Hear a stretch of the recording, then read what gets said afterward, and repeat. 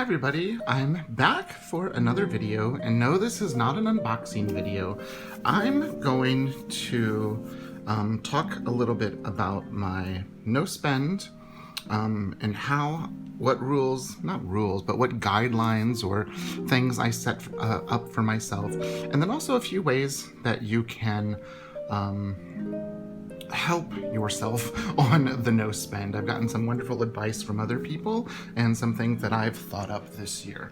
So, these are the two notebooks that I'm in right now. This is my personal planner and wallet, and then this beautiful one is my journal. And this has been very helpful during the no spend to have it. Oops. Let me get the watercolors out of the way. So I did do a video at the end of March where I talked about everything that I purchased and all of that. So I thought it would be a good idea for me to go over my kind of like the rules that I set for myself, or the guidelines. So the very first thing that I said was use items from my stash. So if I need anything, first look there. I also then wrote, don't purchase any digital inserts without going through my stash of previously purchased inserts, because I do have a lot that are undated or various ways where I can make grid inserts other than my own Pikidori designs. And then I also wrote, go through Pikidori design layouts, see if there's a way I can modify one of my designs to make it work. So that way I'm not buying inserts and I'm not buying, digital inserts without first really seeing if I have something that'll work. Don't purchase any TNs. So this has been a hard one because everyone knows my love for TNs. But then I also have, unless something leaves the home. So I know a lot of people know that I got like these two Foxies and a couple of Chic Sparrows last month.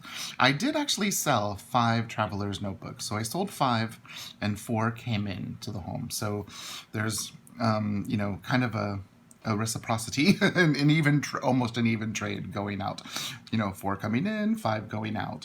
And so that's something that, if it's something that I really want or that I really feel that I need, then I will let a few that I'm not using or probably won't use, I will let them find their way to new homes. Actually, I sold 5 and gave 2 away. So actually 7 left the house during the month of March. So something that is really big for me is art supplies. I was a patron of Courtney Diaz for over 2 years, like consistently every month for 2 years. I was a patron of Ali Brown when she had a Patreon. I've been a patron of Burgess Taylor for at least 1.5 years. And I love all of the work that the ladies have done and do. So because of them, and seeing all the wonderful things that they experiment with, I've acquired some things. So the first thing I wrote is, you have so many Jane Davenport supplies. Oh, and I've subscribed to a online watercolor class from Jane Davenport. So I have all of the Jane Davenport watercolors. I really have like 6 sets of watercolors. This is my favorite little mini palette that I travel with. This is from Nevskaya Palitra. It's St. Petersburg watercolors, and this is the Biele Noci, the White Nights. And this is my favorite travel palette. You can see I got divots in some of the colors, the blues, the green, the yellows. Actually, I've got the colors written down. I can't remember exactly what their names are because they're all in Russian. So I can't remember what the equivalent are in English. So I have watercolors. So I don't need watercolors. I have the water pastel crayons. I have the mermaid markers. I have some of her pastels that look like lipsticks and makeup. I even have her colored pencils. Plus I have a set of the Prismacolor Scholastic. I have the regular Prismacolor. I have some Faber-Castell. I mean, I have watercolors and things to, washi tape. I have all of that stuff. So I'm searching my stash for that stuff. And then the last thing I wrote was KonMari My TNs. Well, you've already seen that video. So they are slowly starting to make their way on the market. I'm doing it when I have time. I don't want to put all of them up there and then have 25 million instant messages to go through in order to get rid of them. So those are kind of like the rules or the guidelines for me for my no spend. Now, I did write down some notes on a no spend month, 6 ways to save money. Some things that I have thought about was, how avoiding impulse purchases. So one thing is just, number one, don't go to the physical store. And number two, no online shopping, which is difficult when they send you email reminders. So what I have done with the email reminders is, what I do is I take those emails, unopen them, and then put them in a separate folder. So they're still there if there might be like a coupon code or something for future months where I say I do want to spend. That is where those all go. And we're also trying to be a little more mindful with our budget about fast food and stuff like that, because we want to try to have minimal waste of food. We're really rethinking a lot of things this year. And so one thing that we're doing is we're skipping food on the go. We're taking prepared food. We're trying to skip all of the convenience food type places. And we've also noticed that we've saved a lot of money, and that has been a good thing as well. Find creative solutions. So something that I have been doing, and I did it last night, I have no idea why, but, well, actually I know why. The creator of this wonderful notebook, Monique, she's having a sale, and I even have enough points to get quite a discount on a notebook. And so I've thought of buying it, and I have until sometime Sunday. And so what I decided to do last night was I got out and I just printed this little washi tape and started journaling. And then for some reason I wanted to buy a new Renaissance flute, which is crazy because, the ones that I do have, I don't use. So I just put some pretty artwork down and, or the original scan photos of the flute that I wanted, and then journaled a little bit about it. And then did a little bit more journaling. And then I saw Burgess, and since I was catching up on old videos, since I wasn't online shopping and I had practiced and taught and did everything for the day, I was watching a video by Burgess and one by Documented Journey about these really cool looking watercolor travel palettes that are like thin, like the size of like a credit card holder or a business card holder. And I was like, John, wait a minute. You have this beautiful, look, those are full pans. When you take them out, it is a full pan, not a half pan, not a mini pan. Look how thick those are. You have full pans of color. You've got, 12 colors here that are quite gorgeous. I think that's a phthalo blue, phthalo green. That one they call, I guess the equivalent is azure. That is like a what they call Russian green. I want to say it's like a burnt umber, burnt sienna. I forget what that one was called. Like lamp, I think it translates to like lamp black, something like that. Like I have these beautiful colors. You don't need any. And then I got this beautiful pen pouch the other day, and I was like, oh, wouldn't that look pretty in another leather? And I'm like, wait a minute, you have a beautiful, I guess I drew it a little bit larger. You know, you have this beautiful pen pouch, you know, you don't need another one. And then I had my Midori writing board out, so that's what that kind of is. Oh.